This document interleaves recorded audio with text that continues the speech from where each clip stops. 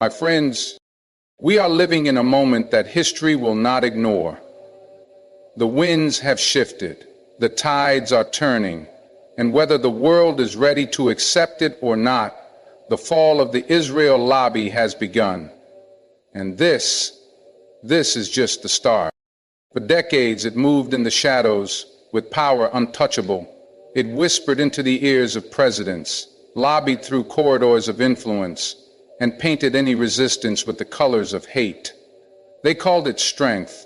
They called it strategy, but it was control. It was silence wrapped in fear, dressed as diplomacy. My friends, power built on fear doesn't last forever.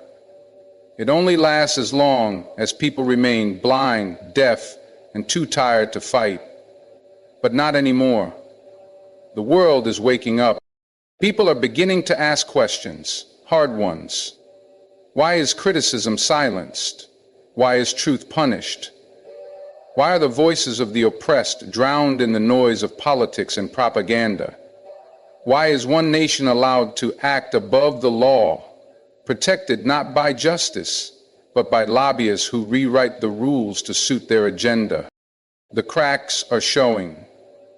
The unquestioned support, the billions flowing freely, the vetoes thrown like shields in global halls, all of it is being challenged now, not just by activists or students, but by journalists, former diplomats, brave men and women inside those very institutions. The truth? It's not new. It's always been there. But now it's loud, it's raw, and it's unapologetic. The veil of moral superiority is slipping. And what's behind it is uncomfortable. Because it shows complicity, it shows double standards, it shows a machinery of manipulation that served one interest while ignoring the cost, the human cost. My friends, when money drives policy and silence buys peace, the soul of a nation gets sold in pieces. The Israel lobby didn't just influence foreign policy, it dominated it. It shaped wars, justified occupations, and crushed dissent. But when the people rise, when students fill campuses, when marches stretch across cities, when the truth begins to trend louder than lies, no lobby can withstand that. Not for long. And don't let anyone tell you this is about hate. It's about humanity. It's not about choosing sides. It's about choosing justice. It's about standing against a machine that's operated unchecked for far too long. They will push back. Oh, yes, they will. They'll call it anti-Semitism. They'll weaponize pain. They'll twist words, because that's what fear does when it's cornered. But facts don't flinch. The footage doesn't lie. The suffering doesn't care about spin. You can feel it now, even in Congress. Voices once quiet are beginning to speak. Not all, but enough to signal change. The grip is weakening. The monopoly on morality is breaking. And this is just the start. The fall of the Israel lobby isn't just a political shift. It's a moral reckoning. It's the moment when truth outlives tactics, when oppression is no longer rebranded as self-defense. Stay aware, stay brave, because the fight ahead will not be easy, but it will be worth it. And remember, once the curtain falls, there's no putting it back up. They told us for years that questioning the Israel lobby was political suicide, that you don't go there, you don't speak on it, you don't touch it. It was sacred, untouchable. Not because it was righteous, but because it was powerful. That's what fear looks like when it's dressed up in influence. That's what censorship sounds like when it's polished into policy. And for decades it worked. But now something's different. Now the veil is torn. People are no longer swallowing the narrative whole. They're picking it apart. They're comparing what's said with what's seen. They're looking at the bombs, the broken buildings, the crying children, and asking, where is the humanity in this? They're watching the billions in military aid get wired over while schools crumble back home and saying enough is enough. And the most dangerous person to the status quo? The one who's informed. Because once you see the truth, you can't unsee it. Once you hear the cries of the oppressed, the propaganda starts to sound hollow. Once you recognize that allyship has become a mask for complicity, then silence feels like betrayal. For too long, the Israel lobby operated in the quiet. It didn't need to shout. It had influence. It had the press, the politicians, the policies. It didn't need to convince the people because it controlled the people who made the decisions. It funded campaigns, ran media narratives, and turned opposition into pariahs. One whisper from them could end a career. One accusation could erase your legacy. But, my friends, a machine that feeds on fear can only last so long. Eventually, the weight of injustice becomes too loud to ignore. You see, people once thought questioning the lobby meant questioning a people, but this was never about people. This was about power. This was about a lobby that used identity as a shield and guilt as a sword. And while it wrapped itself in the language of safety, it enacted policies of suppression. It backed wars. It protected settlements. It lobbied against peace deals that didn't serve its interests. It funded think tanks, silenced academics, and turned the tragedy of one group into a license to inflict tragedy on another. And now the reckoning is here. Young voices, fearless, educated, connected, are no longer afraid. The next generation doesn't bow to taboos. They don't care about the labels meant to silence them. They're asking real questions. They're calling for accountability. They're calling for truth. And when truth enters the room, power starts to tremble. For every journalist who lost a job for reporting the facts, there are 10 more willing to step in and finish the story. For every politician who was bought and silenced, a new leader is rising who won't play the game. For every professor who was censored, there are classrooms now turning into forums of resistance. The fall of the Israel lobby is not just political, it's spiritual. Because it exposes the cost of deception. It reveals how influence was built, not on moral clarity, but on manipulation. And let's be clear, not every supporter of Israel is part of this machine. But the lobby, the political mechanism, has never represented peace. It has represented interest that silence one side and spotlight the other, interests that push for weapons over diplomacy, interests that profit from conflict while preaching stability. This is what has cracked. This is what is falling. You see it in the shift of language. Listen closely. Words like occupation and apartheid are no longer taboo. They're facts. Facts supported by international human rights groups, former diplomats, military insiders, and Jewish voices who've said, not in our name. You see it in the votes, how global consensus is now swinging toward justice. You see it in the boycotts, the divestments, the sanctions, being debated not in fringe circles, but in mainstream spaces. You see it in protests that stretch from London to Lahore, from New York to Nairobi. And you know what? The lobby can't spin that. They can't silence the whole world. They tried to rebrand resistance as terror, truth as hate, and empathy as betrayal. But when the bombs fall on families, when medics are killed mid-rescue, when journalists are assassinated in broad daylight, no slogan can save you from that truth. And now their tactics are failing. The same scare tactics that worked 20 years ago don't work on this generation. They've seen too much. They've lived too much. And they don't care about being called names. They care about being on the right side of history. You want to know why the lobby is falling? Because moral clarity always wins, eventually. Because lies don't age well. Because silence, when stretched over injustice, begins to tear. Because the very people they tried to silence have become the loudest voices of truth.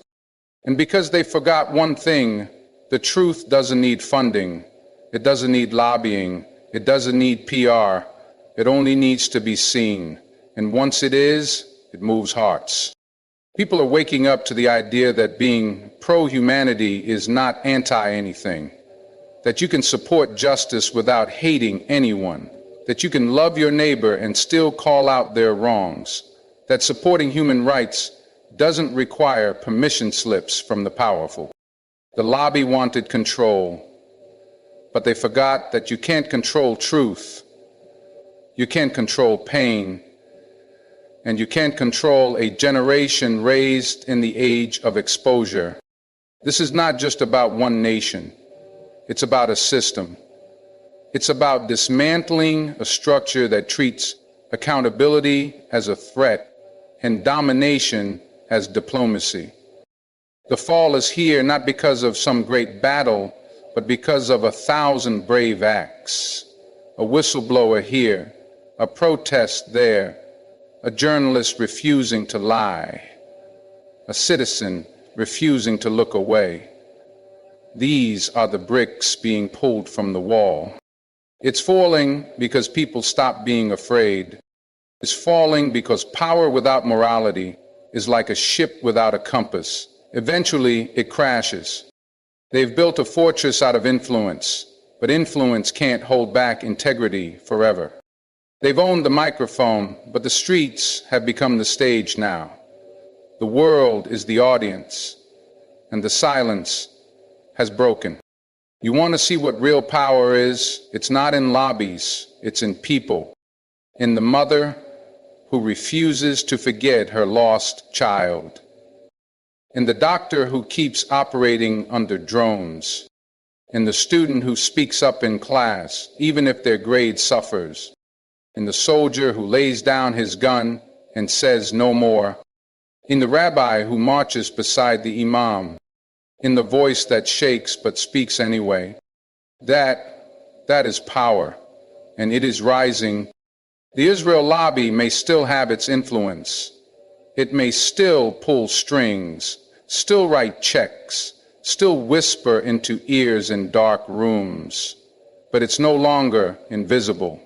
It's no longer protected by the illusion of innocence. Now it must defend itself in the daylight.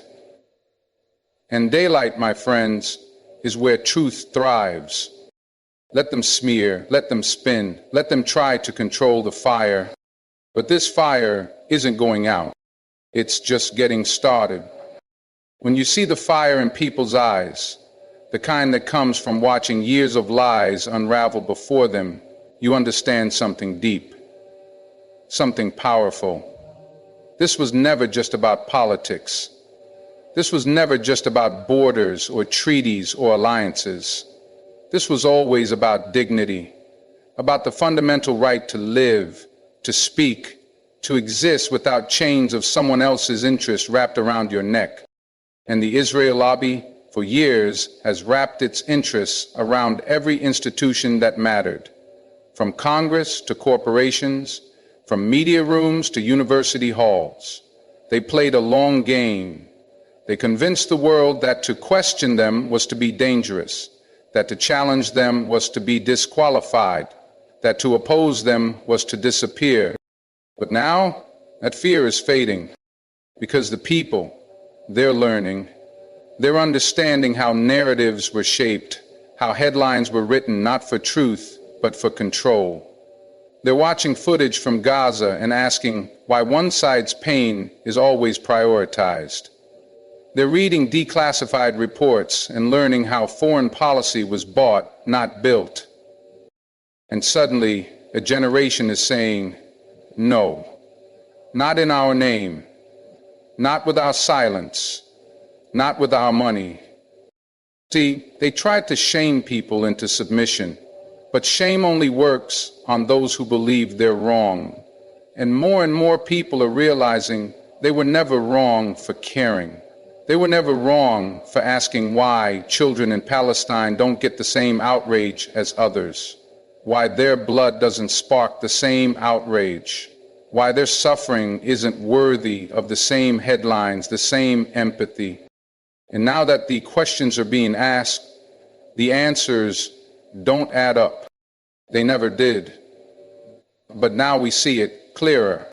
You look at the lobbying money, billions poured into shaping decisions, votes in Congress, resolutions at the UN, media coverage, social media censorship.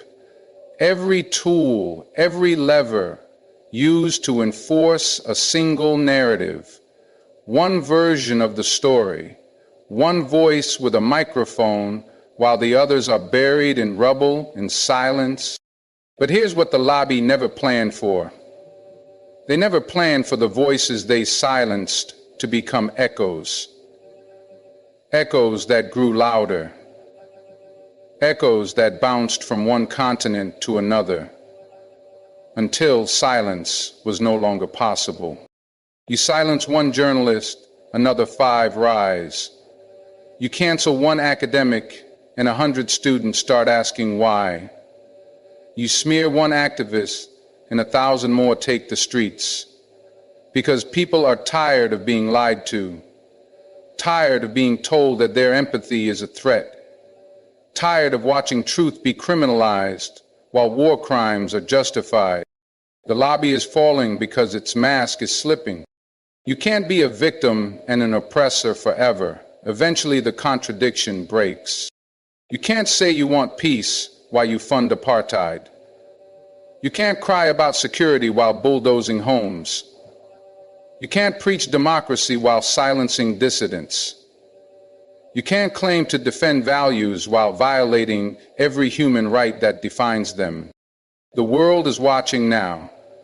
Not just the West, not just the East, everyone. Africa is watching, Latin America is watching, the global South is watching, and what they see is hypocrisy, dressed in a flag, wrapped in lobbying dollars, sold as freedom. My friends, when an empire begins to fall, the signs don't always come with explosions. Sometimes they come in questions, in resistance, in refusal, in awakening. And the awakening is here, in cafes and classrooms, in art and poetry, in courtrooms and on campuses, in hashtags and in heartbeats. This is the awakening the lobby feared most. A people who know the truth, speak it boldly, and refuse to bow. Because what happens when the illusion breaks?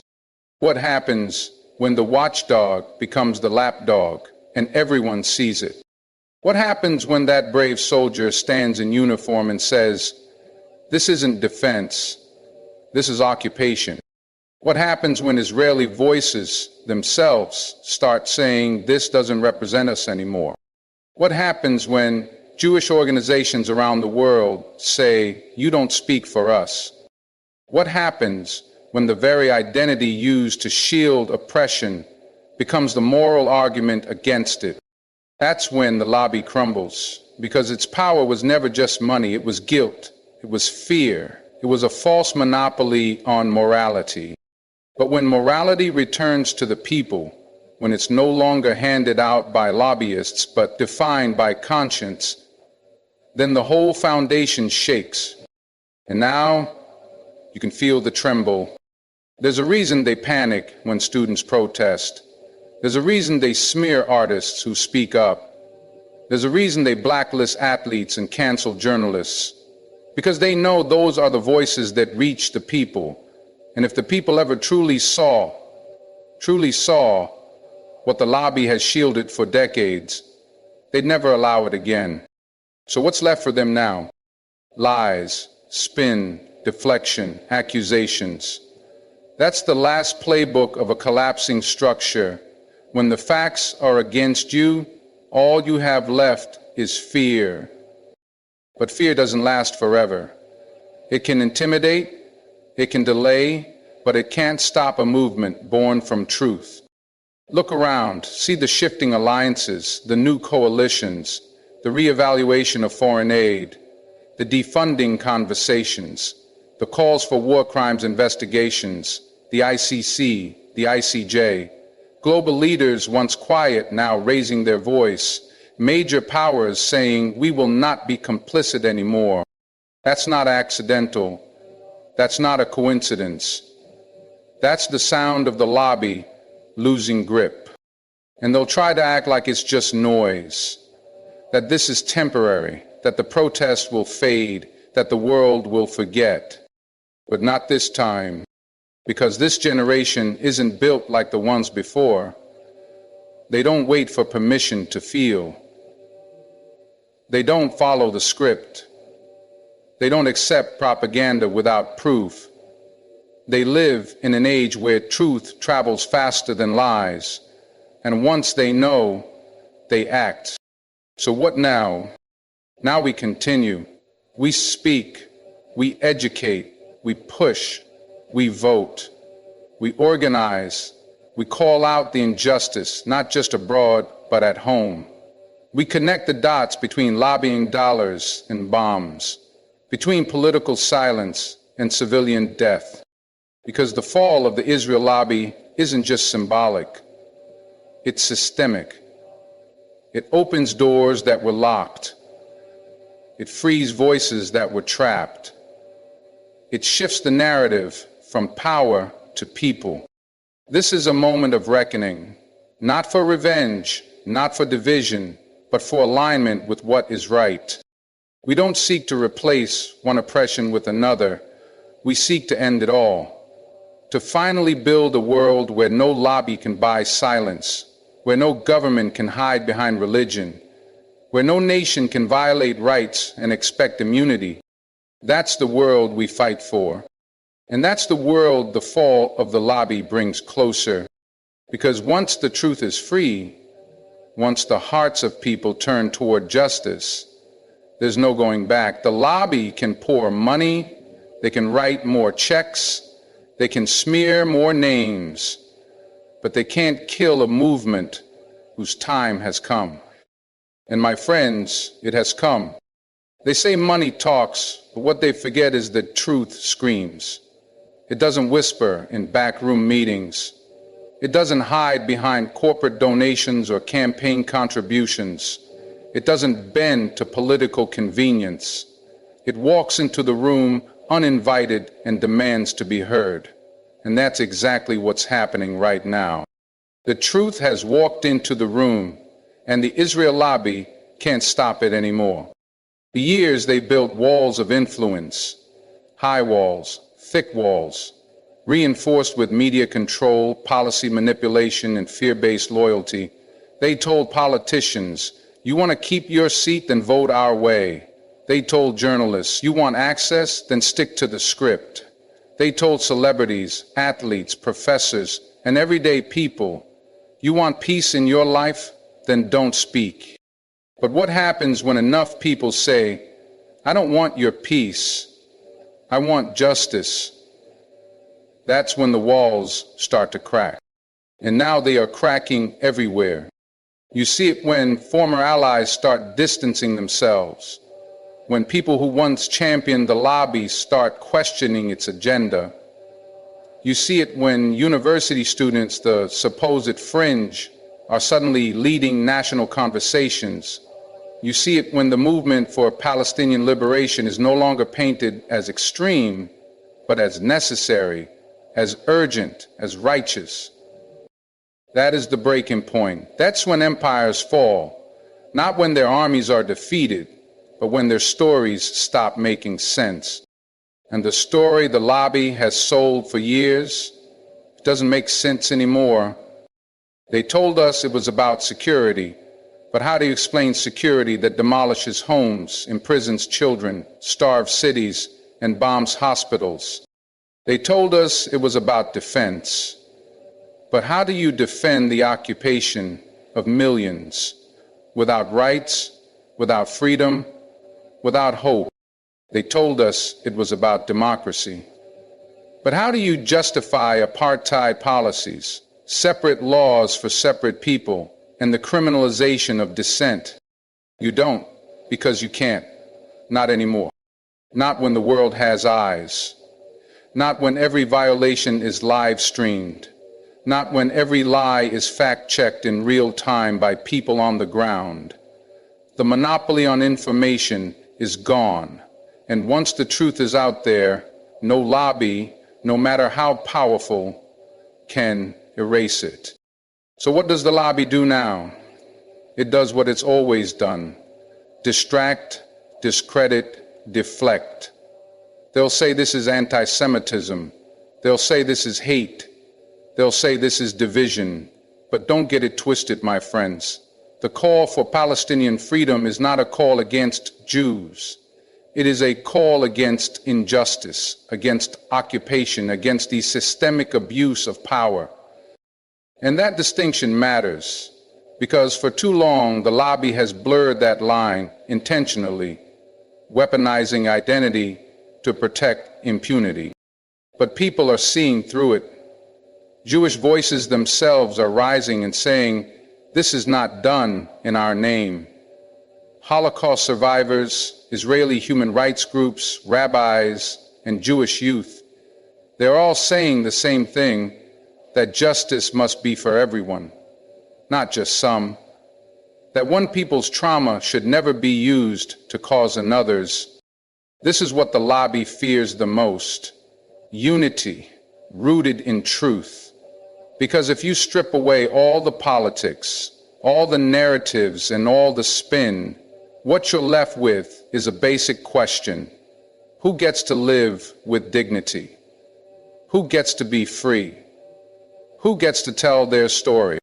The answer, for too long, has been one-sided, but that answer is changing.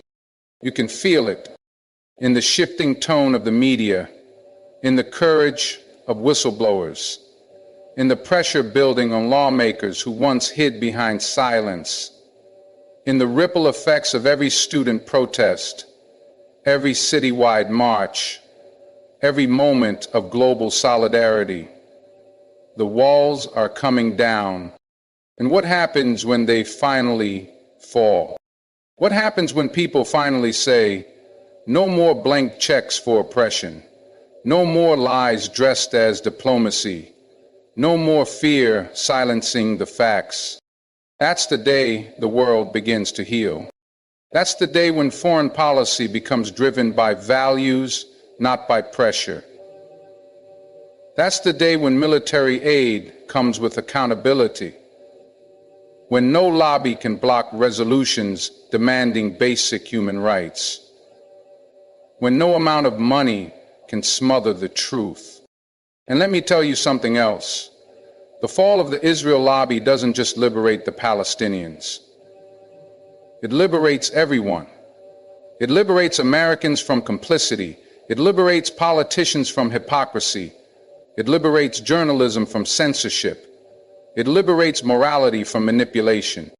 Because when a machine like that falls, it exposes how many were trapped inside it, how many had to play along just to survive. And when the game is over, people are free to be honest, free to speak, free to act with integrity. But don't think this fall will be easy. Power doesn't let go without a fight. Influence doesn't step aside quietly. The lobby will push back harder than ever. They'll smear louder. They'll threaten more. They'll call in every favor. But they're running out of tools because the people are no longer afraid. And when fear loses its grip, control follows. That's what we're seeing now. Not just a political shift, but a spiritual one. People are choosing conscience over comfort, justice over popularity, truth over tradition. And once that choice is made, the old playbook stops working. You see, the real battlefield isn't in Washington, it's not in Tel Aviv, it's in the hearts and minds of people everywhere. That's where the war was always being fought, and that's where the Israel lobby is losing. Because you can buy votes, you can buy headlines, you can even buy silence, but you cannot buy the hearts of people once they've seen the truth. And the truth is here now, raw, undeniable, and global. So what do? We keep going. We keep telling the stories they tried to hide. We keep naming the names they tried to protect. We keep demanding accountability where they demanded allegiance. We keep asking the hard questions. We keep fighting for those whose voices were silenced. We keep marching, voting, speaking, building, because this is the beginning, not the end. The fall of the Israel lobby is just the first domino. Behind it lies a system that must be rebuilt, not with vengeance, but with vision. A vision of justice that includes everyone. A vision of peace that's not enforced by walls and guns, but built on equality and truth. My friends, they thought their influence would last forever, but forever only belongs to the truth. And now it's finally having its turn. We have come to a turning point, not just in politics, but in history. The fall of the Israel lobby marks more than the collapse of a powerful machine. It marks the rise of something greater, the rise of awareness, the rise of conscience, the rise of people who are no longer afraid to stand, to speak, to question, and to demand justice for all, not just for some. The illusion has shattered, the silence has broken, and what remains is a global chorus calling for truth, for dignity, for peace, rooted in equality, not in dominance. Let the powerful tremble because their time is running out. Let the oppressed rise because their time is arriving. And let the world remember, when truth becomes louder than fear, change is not only possible, it is inevitable. Stay strong, stay awake, and never forget, this is just the start. Thank you for listening. Goodbye, and may justice guide us forward.